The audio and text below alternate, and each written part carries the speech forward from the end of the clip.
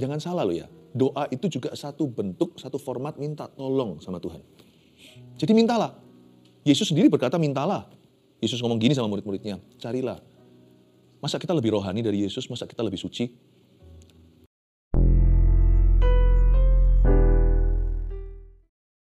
Oh, kurasakan hadirat-Mu di tengah kami. Engkau bukanlah Allah yang jauh. Engkau hanya sejauh doa kami dan percaya kami. Kami beriman tahu bahwa Tuhan, Engkau begitu dekat, lebih daripada yang kami kira. Lebih dekat daripada orang-orang di sekeliling kami saat ini.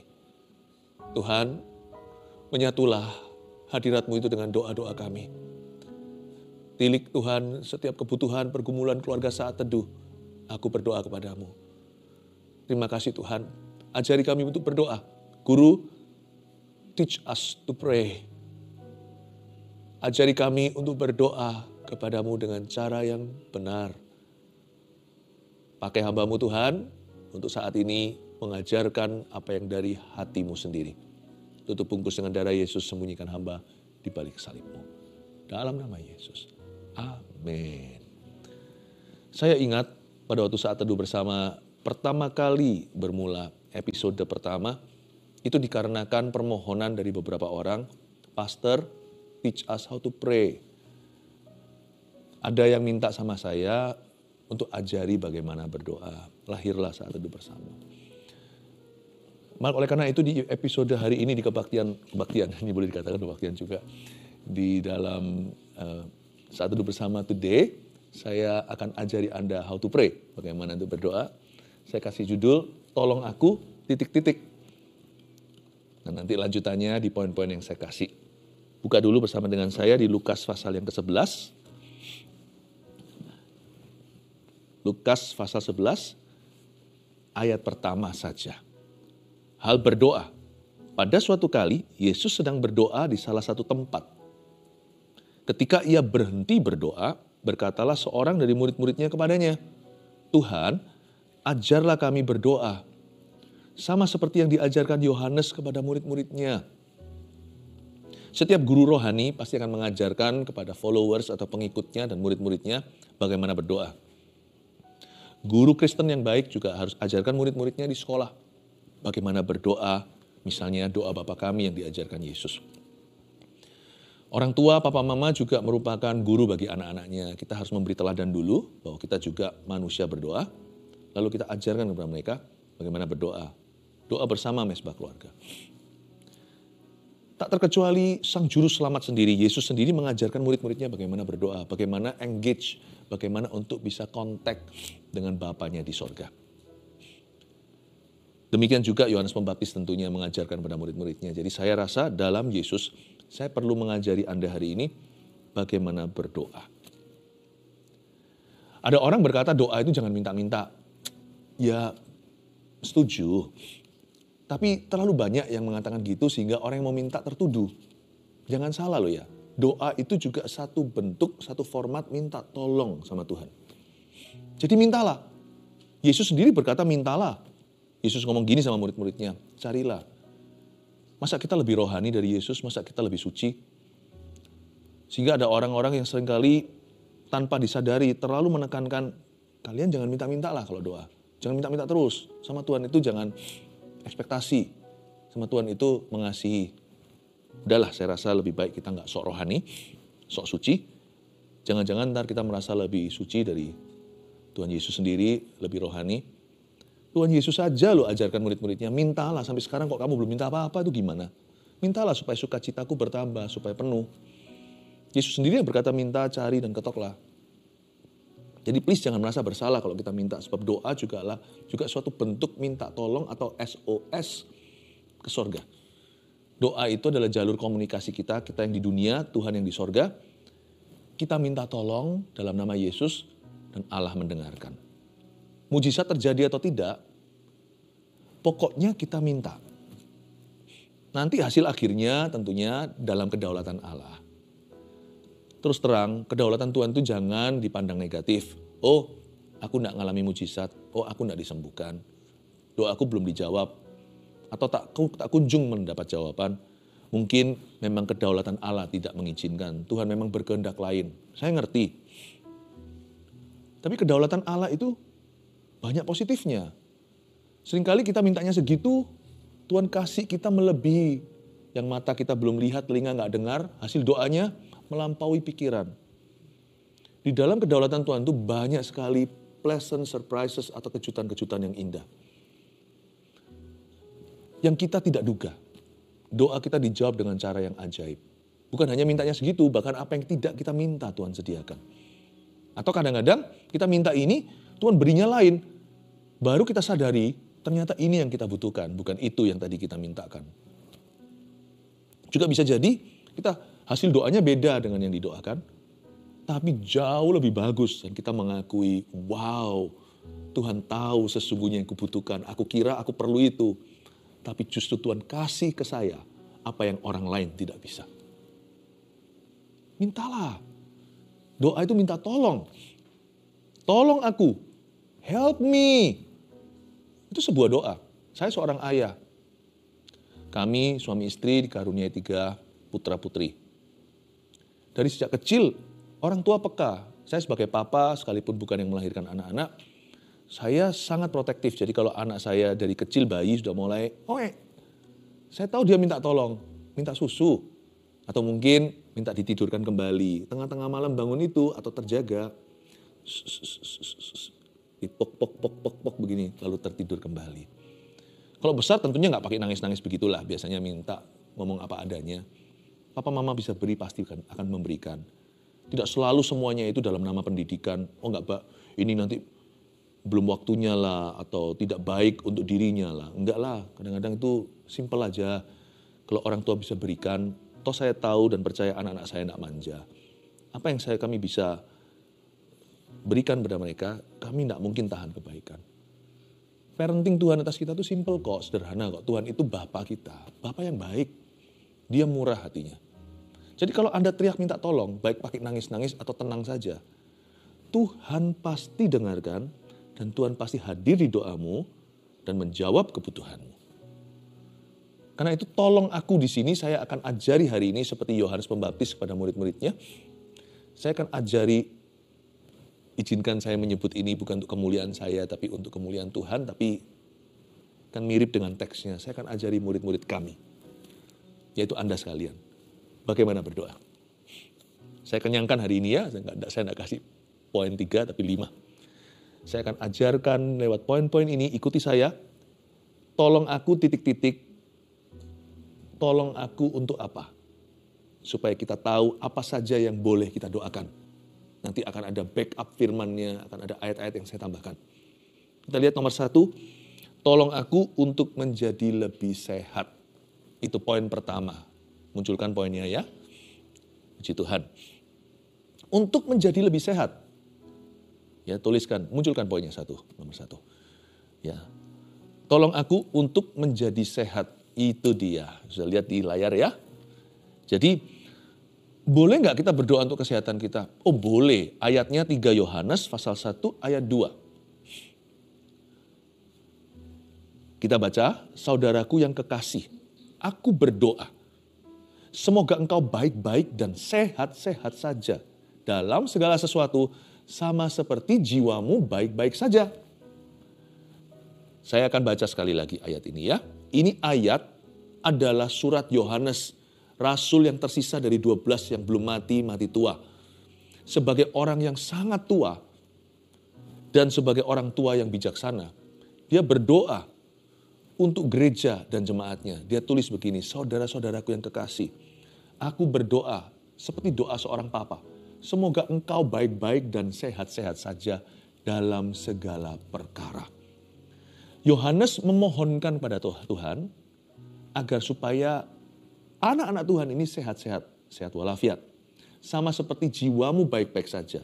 Aku tahu jiwamu sehat, tapi aku berdoa juga supaya badanmu sehat. Terimalah doa ini dari seorang yang sudah berusia. Berusia lanjut, dan dia sehat untuk melaksanakan misi Tuhan dalam hidupnya. Yohanes ini mati tua. Yang lainnya dari 12 rasul, 10 diantaranya mati martir. satu bunuh diri, Yudas Iskariot. Tersisa satu yang sampai umur 80-an menurut sejarah gereja. Yohanes ini sehat dan dia kuat, dibuang di Pulau Patmos. Dari situ gak langsung mati, masih pindah ke Efesus dulu mengembalakan jemaat yang dirintis oleh Paulus. Dan dia masih bisa menulis surat 1, 2, 3 Yohanes lagi. Di samping Injil yang dia tulis waktu dia agak muda, yaitu Injil Yohanes tentunya. Kalau Anda sehat, Anda bisa berbuat banyak. Boleh nggak kita minta kesehatan? Boleh. Nggak salah. Egois nggak? Enggak. Semua kan untuk kemuliaan Tuhan, semua kan dari Tuhan untuk Tuhan. Anda bisa berdoa seperti ini. Kalau saya kan kasih guideline-nya ini kan umum. Tapi Anda bisa berdoa secara spesifik. Berapa episode yang lalu saat teduh, saya ajarkan bahwa prayer should be specific. Doa harus detail. Nah, Anda yang ngerti sendiri badan Anda. Anda yang ngerti kumat-kumatannya di mana. Atau Anda mendoakan seseorang, baik mendoakan diri sendiri atau orang lain, termasuk itu syafaat. Itu berarti berdoa di hadapan Tuhan meminta sesuatu. Tuhan dengarkan. Tolong aku Tuhan, waktu Anda berdoa, untuk menjadi lebih sehat. Anda secara spesifik bisa berkata, berkati penglihatan saya. Jikalau mungkin mata Anda katarakan. Atau mungkin kalau sudah minusnya terlalu tebal. Atau plusnya kalau yang sudah mulai usia tengah baya. Anda bisa berdoa, bless my eyesight kalau Anda rabun, apalagi glaukoma. Berdoa di dalam nama Yesus, bless my eyesight. Jangan kutuki dirimu. Berkati dirimu, berkati orang lain juga. Berkati penglihatanku Tuhan. Berkati hormonku Tuhan. Please bless my hormones. Berkati tulangku dan struktur badanku. Berkati ya Tuhan supaya tulang-tulang dan sendi-sendiku tidak kaku. Frozen shoulder atau pundak yang beku dalam nama Yesus. Exercise atau praktekkan iman dalam nama Yesus. Dan percaya yang kau katakan akan terjadi. Jangan ragu, tunggu pendeta. Bahwa kuasa nama Yesus di mulut Anda sama powerfulnya dengan di mulut pendeta manapun juga. Bahkan kalau itu di mulut keledai pun yang bicara ke Bileam, dia tetap adalah firman Tuhan. Katakan dalam nama Yesus. Berkati hormonku, tiroid, berkati yang, the list will go on. Daftarnya itu bisa terus. Berkati tulangku, tulang belakangku. Supaya aku tidak terus injury atau terus terluka di situ. Berkati struktur badanku Tuhan, syarafku. Doa begitu. Saya sangat terinspirasi dengan Musa punya penglihatan kalau Anda baca di Perjanjian Lama. Matanya tidak kabur sampai dia mati. Saya pakai kacamata tapi ya kita berdoa lah ya. Kita boleh mencoba. Dapat nggak apa-apa. Just bless, berkati hidupmu. Akan ada perbedaan kok kalau Anda memberkati diri atau mengutuki dirimu sendiri. Memberkati orang lain atau mengutuki orang lain.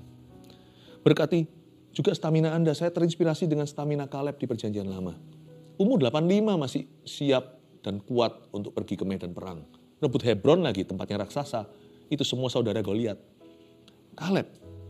Lalu saya juga sangat-sangat terinspirasi dengan Israel, bangsa Israel punya sandal. Waktu 40 tahun di padang gurun itu mereka putar-putar. Sandal mereka nggak ada yang usang. Mana ada sandal seperti itu. Merek apapun juga sepatu. Lalu gigi mereka. Tidak ada satupun yang perlu ke dentis waktu itu. Oh puji Tuhan. Kita berdoa sama Tuhan minta kekuatan. Boleh nggak kita minta tolong? Mintalah tolong. Tiap hari berdoalah. Tuhan kasih papa mama sehat. Tuhan kasih tubuhku sehat. Supaya aku kuat. Supaya aku bisa melaksanakan banyak tugas-tugasku hari ini. Banyak orang memerlukan saya. Terima aja dengan sejahtera doamu. Waktu Anda amin, Anda percaya. 2. Tolong aku untuk apa lagi? Untuk mematahkan kebiasaan burukku. Ini penting didoakan loh. Perlu. Kolose 3 ayat 5. Karena itu matikanlah dalam dirimu segala sesuatu yang duniawi. Yaitu percabulan, kenajisan, hawa nafsu, nafsu jahat, dan juga keserakaan yang sama dengan penyembahan berhala. Ayat ini bunyinya lah sekali lagi, matikanlah dalam diri kita segala sesuatu yang salah di hadapan Allah. Mari kita berdoa secara sengaja. Ini samalah orang tua, orang muda, sekalipun orang muda yang lebih disorot soal kecanduan. Hari-hari ini tuh gampang sekali manusia itu nyandu. Apapun itu. Dulu waktu saya masih sekolah, ada teman saya yang canduan bau lem, kok lucu ya, belum ada narkoba, belum terlalu available, apapun jadi kalau namanya setan lewat. Karena itu kita mesti setiap hari berperang terhadap hal-hal tersebut. Lawan arus kalau mau ikut Yesus. Kita berdoa dengan sungguh-sungguh, Tuhan, aku minta hari ini hidupku bersih dari dosa. Aku mau hidup dalam ketaatan dan kesetiaan pada firman. Aku patahkan kebiasaan burukku, tolong aku Tuhan untuk bisa mengalahkan kumat-kumatanku, kebiasaanku. Misalnya addiction atau kecanduan terhadap pornografi. Tentunya juga ada hal-hal yang harus kita lakukan. Tetap ada tugas kita yang harus ada langkah-langkah praktis untuk mengalahkan kebiasaan buruk. Kita punya responsibility atau punya tanggung jawab secara teknis. Jadi jangan semuanya diserahkan pada Tuhan lewat doa. Apapun yang Anda doakan ke atas, pasti ada sesuatu yang turun ke bawah. Misalnya kita doa untuk kemenangan, Tuhan akan kasih kita hikmat dan jalan. Nah, kita juga harus dengar-dengaran, saya ngerti. Tapi sekarang saya mau bicara tentang doanya dulu. Doa itu mengandung kuasa. Jadi kalau Anda berdoa untuk mematahkan kebiasaan buruk Anda, minta tolong sama Yesus, salah satu hal yang boleh terjadi adalah Tuhan akan angkat kecanduan itu sehingga Anda tidak lagi merasa perlu melakukan itu. Anda tidak akan lagi merasa butuh dengan hal itu. Sungguh, ada kekang dalam daging kita. Itu salah satu misi Roh Kudus waktu diutus. Waktu Roh Kudus dicurahkan saat Pentakosta, selain memberi pada kita kuasa untuk berdoa dan bersaksi, Roh Kudus akan membantu kita dalam kelemahan kita, seperti yang tersirat dalam surat Paulus di Roma 8, ia membantu kita dalam kelemahan kita. We all have our own weaknesses. Kita semua secara respektif, kita semua masing-masing secara relatif punya kelemahan sendiri-sendiri. Ada orang yang lebih lemah di matanya, ada di mulutnya lemah, ada yang tangannya suka main tangan, pukul istrinya. Ada juga yang kakinya, wah cepet banget tuh, nggak bisa di rumah gitu, selalu harus keliling mana-mana. Pokoknya mau pergi melulu, nggak study, nggak belajar, dan begadang terus. Apapun kelemahanmu, kalau Anda berdoa secara sengaja dalam nama Yesus, tolong aku Tuhan untuk mematahkan kebiasaan burukku, sesuatu akan berubah. Sesuatu akan berubah. Minta sama Tuhan untuk angkat perasaan perlu itu atau butuh itu. Meskipun waktu kita berdoa, bukan berarti kalau kita berdoa lalu kita seperti orang yang dikuasai penuh oleh Roh Kudus, sebab Roh Kudus tidak pernah menyurupi. Kita tidak bisa kesurupan Roh Tuhan. Kita bisa bekerja sama dengan Dia. Kepenuhan Roh Kudus itu artinya kita bermitra. Tapi kita nggak nurut kita nurut Dia. Kita mengikut Dia. Ya, dan kita mematikan keinginan daging karena kita hidup oleh Roh. Jadi bukan berarti tiba-tiba kita nggak bisa berbuat dosa. Bukan. Tetapi Tuhan akan memberikan kepada kita beberapa langkah pertama itu, Tuhan itu memberi kita kuasa untuk melompat menang. Tapi setelah itu jangan kembali berkubang. Kembali pada kubangan yang sama. Misalnya orang yang sudah lama nggak makan gula, nggak makan manis-manis. Nanti lihat ya, ketika dia makan manis sedikit aja, dia rasa terlalu manis. Tapi ya jangan cari gara-gara, makan manis terus, lama-lama jadi kebal. Kembali lagi cari yang manis-manis. Coba lihat orang yang makannya nggak terlalu banyak garam karena kesehatan. Mungkin juga karena tuntutan badan, mungkin dia sudah sakit terlebih dulu. Nanti makan sesuatu yang ada garamnya sedikit, asin sekali. Tapi kalau dia makan asin terus, lama-lama jadi biasa. Jangan cari gara-gara. Tapi awal-awal langsung minta sama Tuhan, cabut Tuhan. Cabut belenggu itu dari aku. Saya dulu orangnya emosian. Saya berdoa sama Tuhan supaya Tuhan memberi saya kekang. Bukan berarti saya nggak bisa emosi lagi.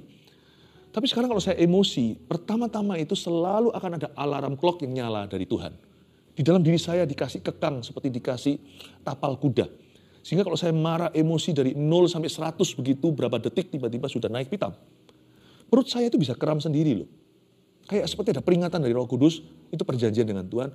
Kayak orang yang takut atau apa, kayak orang yang nervous, grogi gitu, perut saya bisa kenceng-kenceng sendiri. Itu kalau saya terjang terus ya saya bisa tetap emosi seperti dulu. Tapi itu sebagai peringatan pertama. Sehingga saya hari ini ditolong sama Roh Kudus. Kalau saya jadi sabar bukan karena saya sabar, tapi karena itu adalah buah roh di dalam diri saya. Dan Tuhan itu ngalah sama saya. 1, 2, 3 langkah pertama, Tuhan tuh kasih peringatan di badan saya. Dan Tuhan angkat semua belenggu dan kecanduan itu. Apa saya masih bisa kembali lagi? Apakah seorang hamba Tuhan bisa kembali misalnya merokok atau apa? Bisa. Tapi sudah tidak lagi merasa butuh, jangan cari gara-gara dengan pergi ke situ. Tapi Anda bisa bebas bukan karena Anda kuat. Anda bisa merdeka dari dosa bukan karena hasil usaha dan jeripaya Anda. Doa yang mengandung kuasa. Dan doa itu akan memberimu kuasa untuk menang.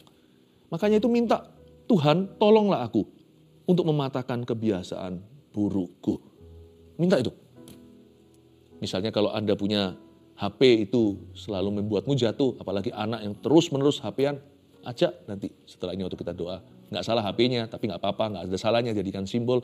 Taruh di situ, tumbang tangan sama-sama anaknya. Dan kata Tuhan, aku berdoa supaya Meme, supaya anaknya ini nggak tahu ada nama anak Anda apa. Misalnya supaya Stephen tidak lagi kecanduan ini dalam nama Yesus. Lalu janjian, boleh berapa jam, di atas jam berapa, kalau anak masih kecil, setelah pulang sekolah, selesaikan tugas dan PR-nya. Jam berapa sampai jam berapa, boleh HP-an. Gitu, tapi minta Tuhan cabut dulu. Cabut dulu kecanduannya. Bisa ya? 3. Tolong aku untuk memakai waktuku dengan bijaksana. Itu dia. Ini harus disengaja. Ini satu hal yang boleh kita minta. Malah saya sarankan untuk Anda mohonkan. Tuhan tolong aku ya untuk memakai waktuku dengan bijaksana. Mazmur 90 ayat 12 bunyinya, ajarlah kami menghitung hari-hari kami sedemikian hingga kami beroleh hati yang bijaksana. Ini bukan bicara melulu tentang perencanaan, tapi ini adalah doa yang dipanjatkan agar hatinya bijaksana ngatur waktu. Dan menggunakan waktu di zaman edan ini, kita harus secara sengaja memakai waktu dengan bijaksana karena hari-hari ini adalah hari-hari yang jahat. Tuhan berdoa begitu. Saya tiap hari juga berdoa begini. Bantu aku hari ini untuk memakai waktuku secara efisiensi dan secara efektif. Terima kasih Tuhan dalam nama Yesus. Minta sama Tuhan memberi kita hikmat untuk menggunakan waktu kita for the higher purpose, untuk tujuan yang lebih tinggi. Paulus itu kan ditahan di rumah ya. Kalau Anda lihat Kisah Para Rasul pasal 28, 2 ayat terakhir, di situ menceritakan Paulus ditahan. Dia tahanan rumah, bukan di penjara. Tapi kan tetap terbatas. Coba bayangkan.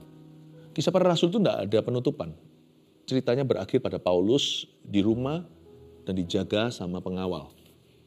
Dan ayat Alkitab mengatakan 2 tahun penuh Paulus ditahan di rumah. Dan dia mengizinkan semua orang yang datang untuk dia layani. Dan dengan berani dia mengajarkan firman dan memberitakan Kristus. Kalau saya baca itu ya, Paulus pasti setiap hari, karena dia berada di rumah itu nggak tahu siapa datang, siapa pergi, kan dia tahanan. Tapi diizinkan sama pengawal untuk orang-orang ketemu dia layaknya di penjara. Paulus pasti berdoa, Tuhan, aku berdoa hari ini, aku mau berjalan denganmu. Beriku hati yang bijaksana untuk memakai waktuku. Saya yakin Paulus nggak tidurnya sampai siang-siang bangunnya. Kan dia di penjara, enggak. Buktinya Paulus, saya nggak ada bukti ayatnya. Tapi ayat-ayat di firman membuktikan buahnya. Buah Paulus waktu-waktu itu, hari-hari itu. Berapa banyak surat-surat terakhirnya ditulis dari penjara di Roma. Dan dia melayani begitu banyak orang. Dia bangun waktu bangun, dia tidur waktu tidur. Dia layani semua orang, dia percaya Tuhan akan kirim orang-orang itu. Dan dia sempat tulis beberapa surat pengembalaan yang masuk di dalam Alkitab kita beberapa. Masih banyak surat yang lain mungkin yang dituliskan di sana dan ke sini dan ke sana. Coba bayangkan, seorang Paulus saja ditahan, bisa berbuah. Saya percaya kita yang bebas, bisa pakai waktu kita seenak kita. Kalau kita berdoa, Tuhan bisa memakai kita, hidup kita dengan luar biasa. Keempat, tolong aku untuk menemukan sukacita dalam pekerjaanku. Ini perlu didoakan hari-hari ini, banyak orang stres kerja. Stres yang nggak perlu, stres kerja yang baik sih ada, tapi banyak orang depresi karena pekerjaannya. Mengeluh, minta sama Tuhan tiap hari. Karena hal seperti ini harus disengaja, ada perkara-perkara tertentu yang alami, tapi ada hal-hal tertentu yang harus kita doakan supaya itu terjadi atas diri kita. Apalagi zaman-zaman sekarang ini di dunia, kita melihat ya, semua yang ada di dunia ini sedang stres berat. Gloomy spiritnya itu ada. Itu loh, hawanya itu nggak enak. Apapun bidang pekerjaan Anda, minta sama Tuhan sukacita dalam pekerjaanmu.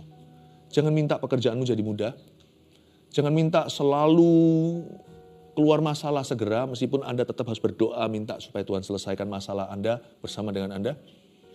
Supaya Tuhan kirimkan bala bantuan, pertolongan dari tempat tidak terduga. Tetapi lebih penting dari itu, minta kekuatan baru dan minta sukacita dalam pekerjaan Anda. Tuhan kasih aku sukacita dalam pekerjaanku. Kolose 3 ayat 23 bunyinya, apapun juga yang kamu perbuat, perbuatlah dengan segenap hatimu seperti untuk Tuhan dan bukan untuk manusia. Akar sukacita, sumber sukacita kita dalam pekerjaan kita adalah kalau kita terus mengingatkan diri dalam doa. Bahwa pekerjaanku adalah kepercayaan Tuhan. Pekerjaanku adalah pelayananku kepada Tuhan. Tuhan yang menaruh aku di sana, Tuhan pasti bertanggung jawab. Dan Tuhan memanggilku di situ untuk kemuliaannya. Tuhan pasti menolong aku menjelang pagi. Tuhan, bantu saya untuk selalu bersukacita dalam pekerjaanku. Ingat the 5 finger rule yang saya miliki dalam hidup saya. 5 jari. Apapun yang saya lakukan dan kerjakan, sesuai dengan profesi kita masing-masing, saya selalu ingat 5 jari ini bunyinya, I do this for him. Bahasa Indonesia juga 5 jari. Aku lakukan ini untuk dia. Saya nggak punya alasan untuk mengomel. Rasa berat di kerja itu baik untuk saya, itu menerpa saya dan menempa saya. Ya, itu menempa saya. Apa yang menerpa saya itu justru menempa saya jadi lebih gagah perkasa. Tapi saya nggak mau stres yang keluar dari penolakan dalam diri saya akan pekerjaan saya. Aduh, kerjaanku kok gini gitu. Penolakan. Apa yang kau tolak masa bisa diberkati Tuhan? Ingatlah the 5 finger rule atau 5 jarimu. I do this for him. Aku lakukan ini atau pekerjaanku untuk dia. 5. Yang terakhir. Ini paling penting di atas segalanya. Tolong aku untuk memuliakan Tuhan di hidupku. Mari kita simak doa Yesus di Yohanes 12 ayat 28 bunyinya, Bapa, muliakanlah namamu. Bagus ya? Ini doa Yesus. Tiru dong. Bapa, muliakanlah namamu. Sekarang kita bisa berdoa gini, Tuhan Yesus, muliakan namamu. Maka terdengarlah suara dari sorga, aku telah memuliakannya dan aku akan memuliakannya lagi. Jangan minta hidup jadi mudah. Jangan minta hidup jadi mudah dan jangan minta hidup jadi susah. Siapa yang bodoh minta hidupnya jadi susah? Tapi jangan minta hidupmu jadi mudah. Karena kadang-kadang itu hanyalah angan-angan saja. Doa bukanlah angan-angan. Doa itu nyata. Doa begini aja. Susah, mudah, suka, duka. Aku doa supaya aku bisa memuliakan Tuhan di hidupku. Di setiap musim hidupku. Glorify thy name. Muliakan. Muliakanlah namamu atas hidup saya. Apapun yang ku alami, keberhasilan dan kegagalanku, masa lalu, masa yang akan datang. Semua yang pernah ku lalui, semua yang akan ku alami. Please glorify thyself in me. Muliakanlah dirimu melalui aku di dalamku. Minta sama Tuhan. Muliakanlah. Ini doa yang gak pernah salah. Glorify your name in my life. Anda mesti doa ini kelihatannya gak ada benefit untuk kita. Apa gunanya sih? Gak bisa materialisasikan. Tapi justru inilah intisari kehidupan rohani sesungguhnya. Inilah inti hubungan kita dengan Allah. Setiap anak-anak Tuhan harus punya kerinduan untuk memuliakan Tuhan dalam hidupnya dan dalam segala perkara. Setiap hari doa ini. Muliakanlah dirimu di atas hidupku Tuhan. Ya, 5 poin ini dimunculkan, bisa. Saya ulangi lagi tolong aku untuk menjadi lebih sehat. 2, tolong aku untuk mematahkan kebiasaan burukku.